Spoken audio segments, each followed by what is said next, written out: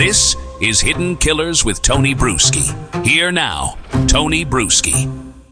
When they go in to get that evidence, when they went in to get the evidence, I should say, in this case specifically, they go in with a manifesto, don't they? Saying, okay, here's everything we're here to get. Or is it at a judgment call of the agents that are going in? Because I would imagine if I'm an agent going in and if I have carte blanche to take whatever the hell I want, I'm taking the doll because it's just creepy. Okay, first of all, yes, when you have a warrant, no, there's no manifesto. Okay. Literally a list that lists all the things that could be indicia of the crime.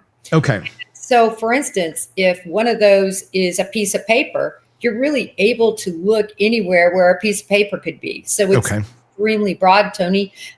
So certainly that doll would have been covered. And maybe you're right. Maybe they just took it because it is so creepy and they wondered. This is what I would be wondering does it have any part of anyone else on it? Yeah. That's exactly where my brain would go.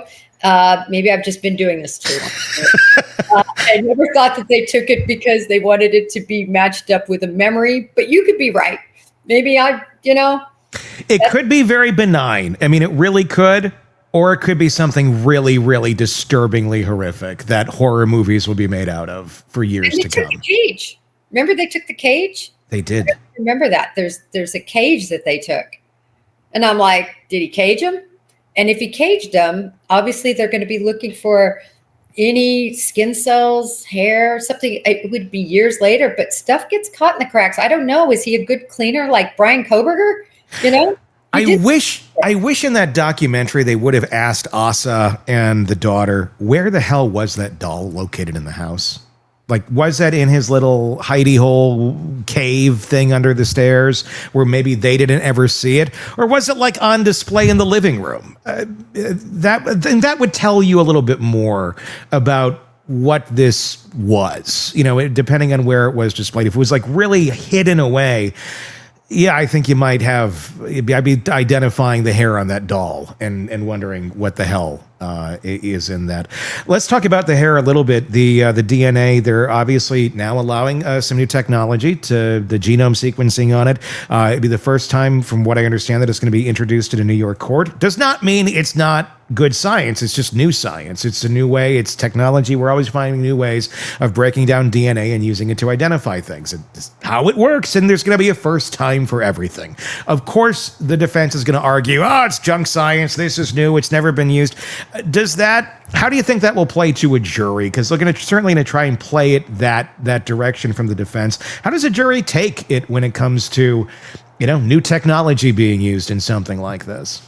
Well, in my experience, for instance, when we first got to start using cellular phones as evidence, that was huge. And I tell you, juries just are sitting there in awe. They find all this information that's technological. It's not somebody's opinion. It's not what a witness thinks they saw. It's what can be proven. And so when you look at DNA, I think they're going to be really fascinated. Obviously, it's going to be over a lot of people's heads. I mean, heck, it's over my head when they start, when Cece starts talking about all of it. But it's something that is going to be, I think, something the jury's going to be locked into, and it's going to make them really understand and put together his link, Rex Heuermann, to those people that I think is going to be irrefutable. I do too. I mean, it's solid science, just a new way of doing it. And I think when you use terms like, genetic genome sequencing and stuff, I know nothing about what the hell that actually means. But if I were a juror, I'd be like, that sounds pretty official. That sounds like you know what you're doing over there. It may mean nothing at all, but it sounds pretty official. So, I mean, the verbiage is good. I guess they got a good title on it. But obviously it does mean a lot. The fact that you got Asa's hair on the burlap sacks. You got the daughter's hair on the burlap sacks. Obviously, Heuermann's the one that's charged. And they're no longer married. Asa seems to be, at least in that doc that we saw a little while back, still at that point in time, thinking Rex is her hero. Really having a hard time, I think, coming to grips that, your husband may be this person. The daughter, not so much. The daughter seems to be a little bit more coming to terms, if you will. At least that's what it felt like in that documentary. We recently saw in the Adelson trial, we had the one son that escaped the insane family testify against mom. Do you think we're going to see Rex's own daughter come to the stand here when this does go to trial to testify against her father? Nothing surprises me anymore. I really do believe that there was a certain narrative that had to be followed because of that documentary, to be honest with you. I mean, remember, very early on, it did not seem that Asa was at all behind Rex Heuermann. Yeah. At the very beginning. She wanted a divorce. She seemed completely against him. And then, the money. Show me the money. Okay. To have the money, you're going to have to still be able to visit him. You're going to have to be able to get us some stuff, some information, and we need an interesting slant. And then, you have the documentary. So I call me callous. I don't necessarily believe that she was that blinded. I'm sorry. I don't. I don't believe she was that blinded. I wonder where this is going to go when it comes to court. She, of course, can do her Fifth Amendment rights and not just say anything to incriminate herself. And she may not have anything to incriminate herself on. Who knows? Obviously, she's never been charged with anything. She maintains her innocence. It would be interesting, though, if we end up seeing a trial here where you have the daughter testifying against dad and you have Asa taking the stand for Rex.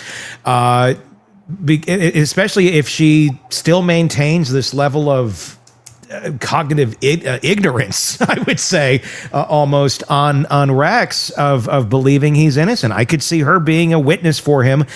And I wonder how that could play to a jury with her literally, if she does acts the way she did in that doc, the jury, I think, could see her really, if she's up there saying, I had no idea any of this was going on, the jury's going to wonder, how the hell do you have no idea anything was going on? And if you have no idea anything was going on, then how sure are we that this is him? Yeah, when you look at this case as an example, another case, Kerry Rawson, Dennis Rader, BTK, that's different because Dennis Rader was not murdering women, bringing them home, doing these things in a secret room in your house. And we've all seen the pictures. This was not a Diddy mansion. No. And to think that you wouldn't smell, you wouldn't notice, you wouldn't just say, honey, what you got going on? I think you're here. Are you here? Is that you under the stairs? It's so almost ridiculous. Are you playing with your doll again under the stairs, Rex? What's happening, Rex? Come on. Dinner. I made spaghetti. Come on up. No, it's just, it looks so bad because of everything that was going on in that house. That's the difference between the Bundys of the world and the other serial killers, the BTKs. They're doing things out from underneath the nose of their families. Yes, they're sneaking out, but at least they're not doing it underneath the stairwell. That's true.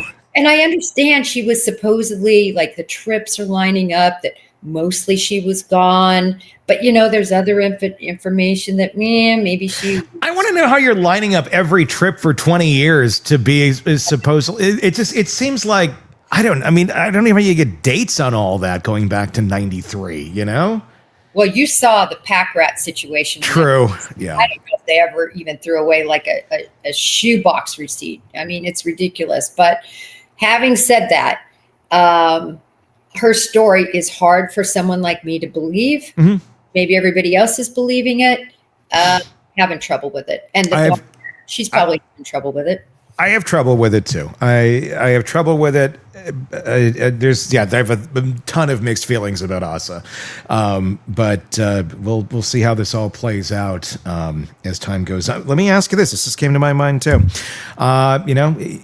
Could this be a domino situation? I don't think so. You mean with Asa getting charged in some way? After Rex?